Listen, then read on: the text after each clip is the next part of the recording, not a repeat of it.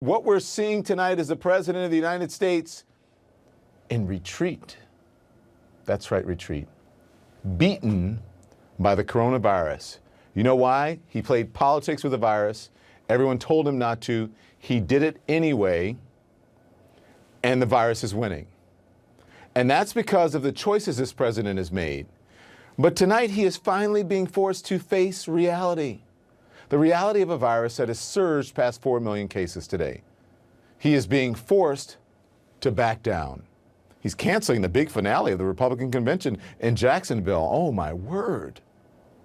No cheering crowds, no in-person acceptance speech. Can you imagine, for someone who loves the spotlight as much as him, the reality TV show president, how that feels?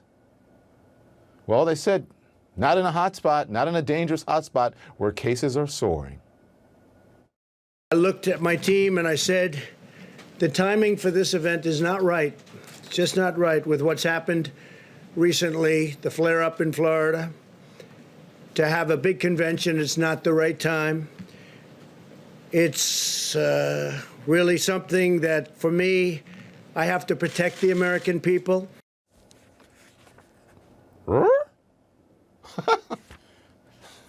Where did that come from? Sad that sagging polling numbers had to force him to face reality. A source is telling CNN the president was worried, of course, about sparse attendance at the convention and was watching closely as multiple Republicans said that they wouldn't go or were considering not going. Another source says canceling was presented to the president as a chance to show leadership. Can I stop there just for a second? A chance to show leadership? Come on.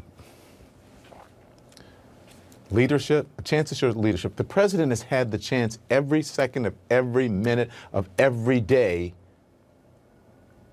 of this crisis, not only for this crisis, of his entire presidency. That is literally his job description. His job description is to lead the country.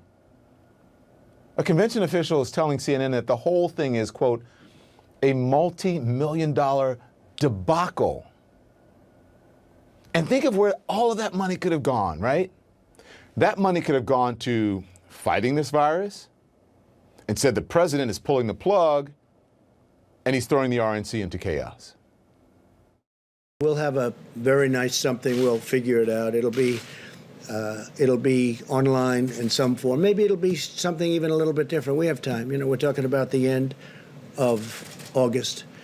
But I think it'll be something that will be exciting. Smarter minds have been saying that forever. Not the time to have a bunch of people crowded into a room. Remember that rally he held in Tulsa? Going to Florida, in the middle of a hot spot. A lot of people have said, maybe the convention should be virtual this time. Nope, I don't like it. I'm going to move it. I'm going to go to Florida because they won't let me have my convention. And now look what's happening. Is that leadership? A leader would have known that before, would not have had to relent and retreat now. What a defeat for the president who first insisted on having his convention in North Carolina, demanding that the state's Democratic governor allow a full house of thousands and thousands of delegates crammed together in the middle of a pandemic. When Governor Roy Cooper said the convention would have to be scaled back, the president took his ball and his bat and he moved. The governor's a little backward there. He's a little bit behind. And unfortunately, we're going to probably be having no choice but to move the Republican convention to another location. If he had done that in the first place, he wouldn't be retreating now. Even 2 weeks ago, he was still bashing North Carolina's governor for putting the safety of his people ahead of the president's petulant demands.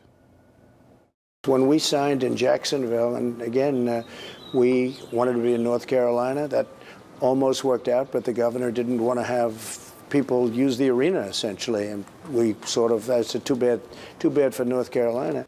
That was July 7th. It's July 23rd. Now he's had to change. Too bad for North Carolina? Too bad for a state that is putting the lives of its people ahead of the president's convention demands? And the president again, still complaining tonight. We went to North Carolina. We wanted to do it there. It was all set. We were going to build a beautiful facility, and it got hit hard. And the governor then he could have treated us better, Democrat governor. I am confused. I don't even know. I mean, listen, if you are out there and do you understand does it even make sense? He's saying it's a Democrat governor, it should be Democratic people instead of Democrat. That's not proper grammar. It's all because of a, quote, Democrat governor, and it's just one excuse after the other. Instead, I screwed up. I tried to pretend that it wasn't real. I played politics with it. That's the answer. That is the truth. Spinning now, spinning. How do I spin this? That is what's happening. Why is he still complaining about North Carolina hours after he took credit for doing the same thing? You see what I mean? It doesn't make sense. Spinning. That tells you everything that you need to know about just how big this defeat is for him. Can you imagine the person who just sucks in those crowds? Mexico's going to pay for the wall. Not true. We're building the wall. No, you're building replacement fence for the most part. Yeah, cheer. And he can't get it. Can you imagine how that feels? Whew.